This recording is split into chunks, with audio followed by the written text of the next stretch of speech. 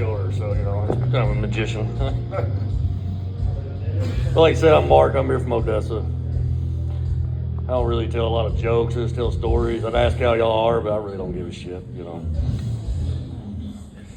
So it's been out for a little while doing this. Tried to die a few months ago. Had to be in a hospital, be in a coma for a couple of weeks. So I'm just trying to get my head back right, get back into this. I might be a little slow, so y'all just bear with me. I ain't always lived a good life. I've had things happen. I mean, shit. I've had 3 ex-wives, probably gonna have some more. Worked for the penitentiary for 15 years. Probably should have been in there for most of them. It's hard to call in to work when you're in jail, you know, when you work there. It's happened a few times. But anyways, when I was younger, man, it was all about fast trucks and fat women. I mean, that's all it was, man. I always built you a truck big enough where you can get away from wherever you need to be. And a big enough truck to pick up the fat girls. Well, one day I'm driving down I-20. I'm heading to my girlfriend's house. This little old Mustang pulls up beside me and decides they want to race. I said, well, hell, I got a little something built under this hood. Let's go. So he pulls up, and I smoked that motherfucker right behind me, man. I leave him in the dust. I get to my next exit, a couple miles down the road. I pull up down the Escoda Road. It's population like 50 people. They've all lived there 100 years, ghost town. Pull up in front of my girlfriend's house. There's 3 troopers there. They got barricaded. They pull me over. They come up to the truck, and they said, do you know why we pulled you over? I said, no, but I'm ready to go to jail. I said, why you say that, son? I said, because I don't want to explain to that man on that porch right there, my girlfriend's house, why I got 3 troopers up my ass.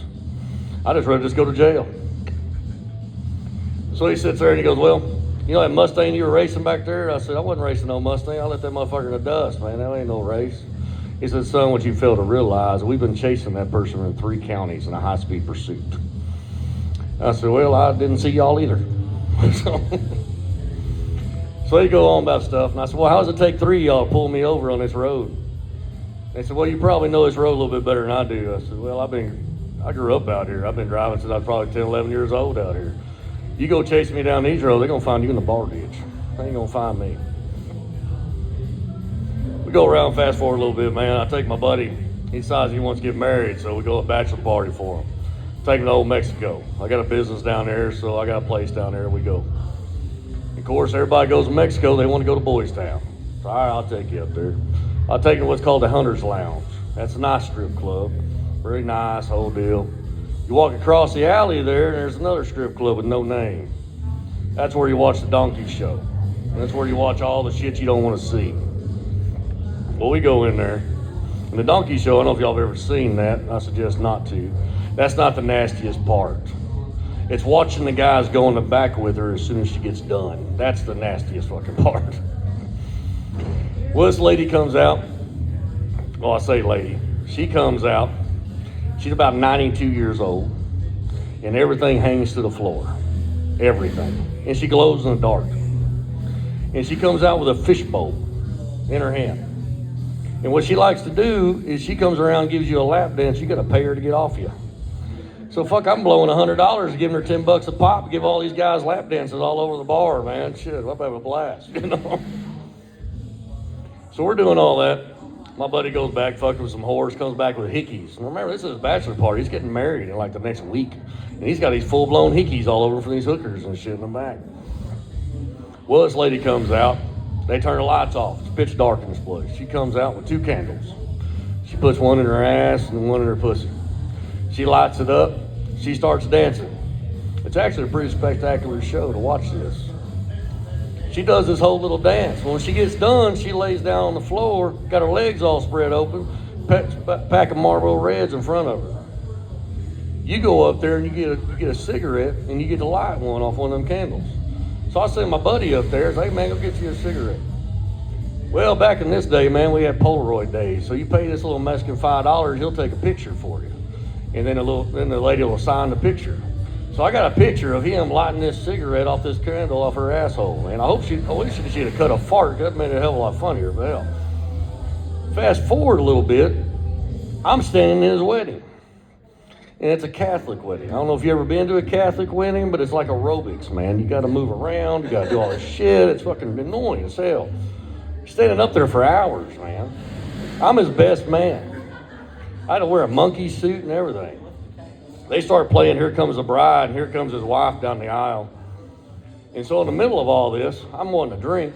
I reach inside my vest and I pull out the sappiest card you ever find. I'm talking about something your great grandma would get you. I mean, something sappy, man. And inside this card is a picture of him lighting this cigarette on this girl's asshole candle. And I give it to him in the middle of this wedding. I mean, they're recording the whole thing, and here's the bride's walking down the aisle. He can't react. He shoves in his pocket the whole thing. Madder than hell, I'm trying not to laugh. Well, the wedding's over. We're riding around in a limo, drinking champagne, getting fucked up. So his wife asks him, he's like, what the hell did Mark give you? He said, well, he gave me $50. Well, I'll tell you this right now. I'll drink whiskey all the time, whatever else. I'll take any drink y'all want to buy me, but I sure as ain't buying you one. So she knew damn well that was a lie. I'm a cheap motherfucker, man. You know? So we go on and do this whole thing, man. So, like, it goes on with life, just different things have happened. Well, back in 2008, I got diagnosed with cancer. And how I found out, I went to the doctor, and I was like, hey, man, I got an enlarged testicle, I got a busted toe, and I got the flu, so give me a shot. Well, they gave me a shot, and the next thing you know, he checks out my testicle. He goes, man, this thing's huge. It's about the size of this whiskey glass. And I tell him, I was like, hey, no, man, the other one shrunk. What are you talking about? And he's like, no. It's a little Asian doctor. Fast forward a little bit, I'm in the hospital, I get cut, no big deal. I go through treatments, I go do the whole mess. I gotta go see my ball specialist. Well, let me tell you about him. You could tell he did all the hiring. This is in Lubbock, and he hired all these women from Texas Tech, sexy women. I mean, all the nurses, all the staff, everybody.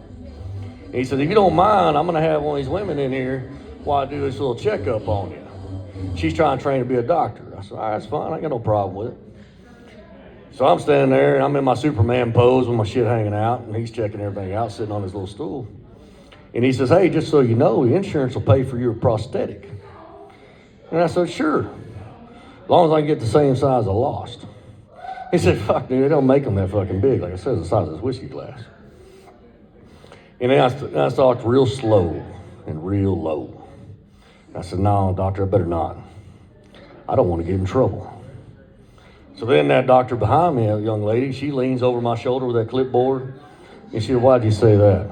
So I flipped my dick around at her, and I told her, hell, every time I get something new, I like to show it off. Fast forward another year or two, I'd go to the same doctor. Had to go down there and get a vasectomy.